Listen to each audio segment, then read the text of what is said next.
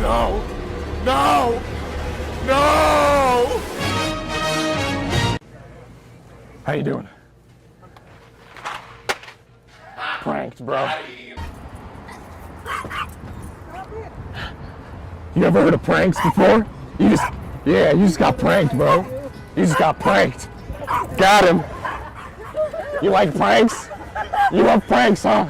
Yeah, you love those pranks. Hey guys, Cypher here again with some more Master Duel content for you guys, this time featuring my Prank Kids list that I used to get Platinum 1 for Season 2.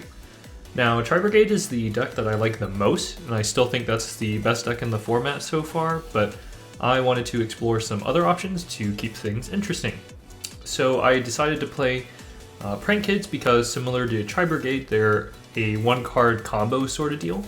That means that you could open a handful of hand traps and still be good with just one Prank Kid in your hand. It's also very easy to put together, as there is a lot of overlap with the main decked hand traps and staples. And there aren't that many URs you have to get for the extra deck. Most of the Prank Kids engine is normals and super rares for the main deck too, so overall very easy to put together. So let's go ahead and get into the profile. For the main deck Prank Kids monsters, I played 3 Fancies, the 3 Dropsies, 3 Lampsies, and the 3 Roxies. The reason that I played all 3 of these is because I wanted to maximize my chances of seeing at least one kid in hand, and maxed copies is good because they tend to cycle through each other pretty fast. This worked pretty well. The only thing I would consider cutting is maybe 1 Roxy's for a non-engine piece, but it doesn't feed into Battle Butler like the others do, but it's still a Prank Kids, and that alone makes it good. So 3 was solid, 3 of each was solid. And so after that we have the monster hand traps with triple Maxi, triple Ash Blossom, double Lancia, and the double Nibiru. Maxi and Ash Blossom are self-explanatory, gross hand traps to play against. And the Lancias here is actually a tech that I was playing in the deck because I noticed that a lot of people would open up Called by the Grave against me going second, which hits the Bow Wow part of the deck. So I decided to play the 2 Lancia here to protect against that card. It's also just randomly good against other decks in the game. Like against Tri-Brigade, if you have this, it's just, skip their turn. And it's overall a solid choice for the main. And then after that, I have the 2 Nibirus inside for decks that summon more than 5 times. Also a solid cross-out target because Prank Kids can get hit by this card. And so that's it for the monsters. Going on to the spells, we have the engine spells with the 3 Prank Kids Place, 1 Terraforming, the 1 Prank Kids Pranks, and the 2 Prank Kids Pandemonium, and the 1 Thunder Dragon Fusion.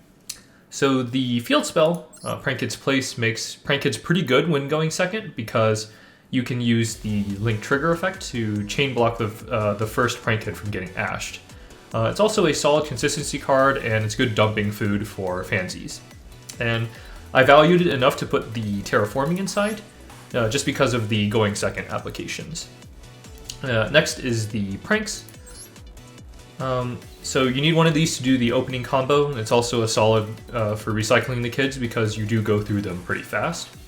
And then lastly, I have the 2 Pandemonium here, which is the polymerization for the deck. I was originally playing 3, but it was just too cloggy at 3, so I cut it to 2 and it worked a lot better with that ratio. And lastly, we have the 1 Thunder Dragon Fusion. This is a dumping target for Anaconda, so that you can make Butler, which comes up in some lines, so that's why I played the 1. It's not a horrible draw either, because you can recycle your rainbow of Prank Kids, green, blue, and red, and then stick the Butler. So very solid at 1. These ratios worked for the engine spells. After that's all the non-engine stuff, with the 1 Feather Duster and 2 Cosmic Cyclone for backer removal. Feather Duster is a nice blowout for decks like Striker or Eldritch, and Cyclone is neat because you can set it and use it on your opponent's turn.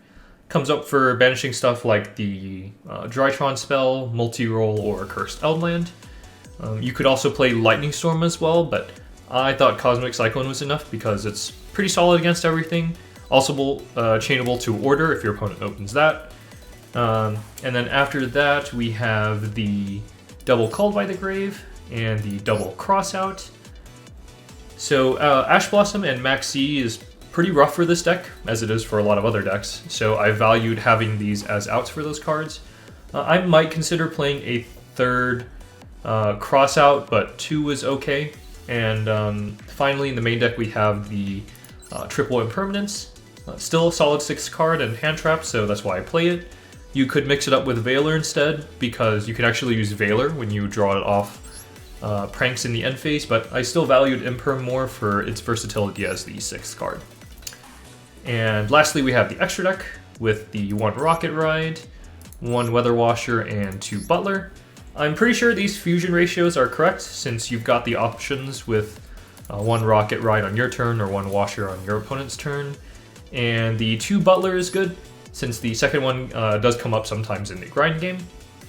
And then after that, we have the Prank Kids links with 2 Meows, 3 Doodle, 1 Bow Wow, and 1 Roaster.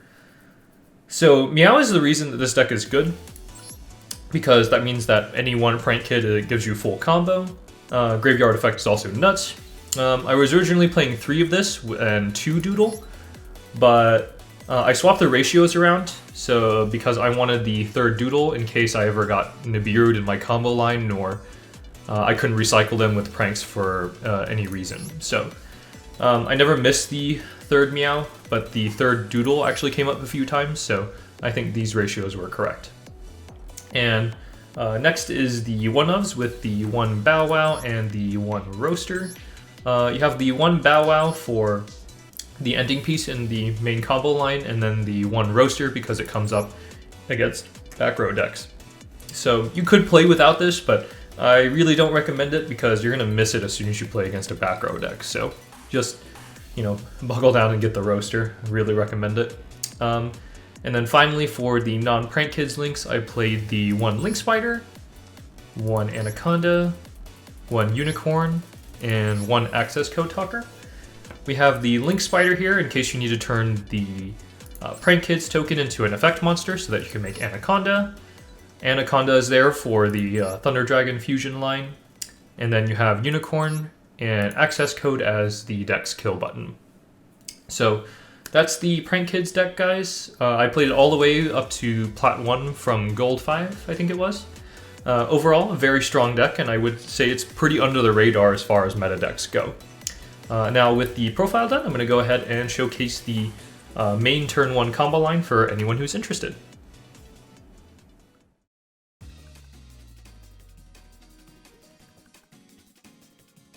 Alrighty, so we're going to go ahead and talk about the main combo that you can do with Prank Kids on your first turn. So in this case, you can do it with any Prank Kids, but if you have your choice, you can always, like let's say you have Place, you should always start with Fansies as it's the one that sets you up the best. So in this combo here, I'm going to go ahead and start by normal summoning my Prank Kid, and in this case it can be Fansies. Again, it can be any one of them. And then we're going to turn our Fansies into Meow. And then we're going to trigger our Fansies, so that's going to dump a Prank Kids card to special summon another Prank Kids monster.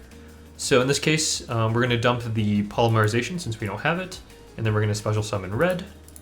Again, it could be, it should be red or blue in this circumstance, but whichever one you didn't have. But always just start with get the blues and the reds out of the way, and then we're going to turn our Lampsies and our Meow into Doodle Doo. So then we're going to trigger our Lampsies if we're scared of Ash Blossom as number 1, and then we're going to do Doodle Doo as number 2. Here in this case, because if Doodle Doo gets ashed, that's okay because we're still going to get the Prank Kid that we have here, and Doodle Doo can still fetch us the fusion spell that we're missing, which allows us to play on our opponent's turn. So in this case here, I'm going to summon Lampsies since I haven't accessed the blue part yet, and then Doodle Doo is going to add the pranks, so this is important because it's a necessary piece to our combo. And then we're going to link summon Dropsies and Doodle to make another copy of Doodle. And you might be wondering why we're doing this, and the reason we're doing that is to put extra names in the graveyard to make our pranks alive during the end phase. So now that we've gone ahead and link summon, we're going to trigger our Lampsies. And we can't use Doodle again because we already used it, but that's fine. Lampsies is going to summon our Roxies. And then we're going to use our Doodle-Doo to tribute itself, and then it's going to add Pandemonium and a Prank Kids to our hand. You can add any one of them back, just Fansies I guess is fine here. And then we're going to use Pranks. It's going to discard the Prank Kids that we added. You definitely want to discard the one that you added, otherwise your opponent will know that you have different cards in your hand. So then we're going to get our token. And because these are both Prank Kids monsters, we're going to turn the token and our Roxies into Bow Wow Bark. And then that's going to trigger our Roxies. So we need to banish a card from our hand to draw. So we're going to banish this and then draw a card. That's cool, I drew Thunder Dragon Fusion, that's alright. And then after that, we will special summon off of Roxies. I typically summon Fansies in defense because Fansies has the biggest defense, so it's hard for decks to just randomly run over it. It requires a bigger commitment to hit over a Fansies. So that's why I summon the Fansies here as the last part of our combo. So as you can see, even though I don't have all of the cards in my hand yet, in the end phase we're going to recycle with Pranks. So Pranks is going to put back a Doodle, or both of the Doodles, and it could put back Fansies or Roxies, but you can put back Fansies just because you already have one on the board. We're going to shuffle and then draw another card. And that's it for our combo. So off of our one Prank Kid, we got our Bow Wow Bark, our Fansies in defense, Prank Kid's place, the Pandemonium setup, and we got the draw off of our Roxies and our Pranks. So on our opponent's turn, we're going to tribute Bow Wow Bark. This is going to add back the Prank Kids that we're missing. We need blue and red. And then from here on out, we can activate our Pandemonium, and then Pandemonium will send green, blue, and red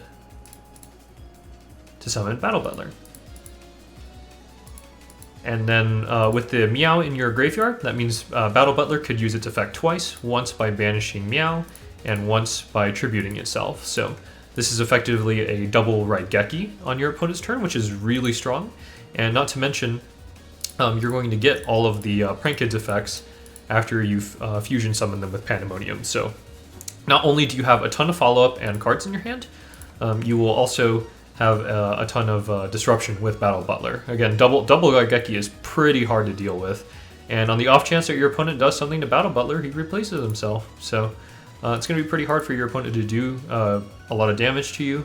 Especially if you have 3 Prank Kids protecting your life. And Bow Wow makes it so they can't be destroyed by card effects too. So again, very hard to run over you, and then just as soon as it turn switches over to you, your opponent's pretty much dead. And that's it for the main combo line, guys. Obviously, not all combos will work out the same way, especially if your opponent has hand traps, interruptions, things like that. But this is a good idea this should give you a good idea of what you need to do on your first turn if you're playing this deck. So that's it for the combo line, guys. If you guys like this kind of content, make sure to like, comment, and subscribe to see more content like this, guys. Let me know in the comments if you have any questions, comments, or concerns. Thanks for watching, everybody. Have a good one.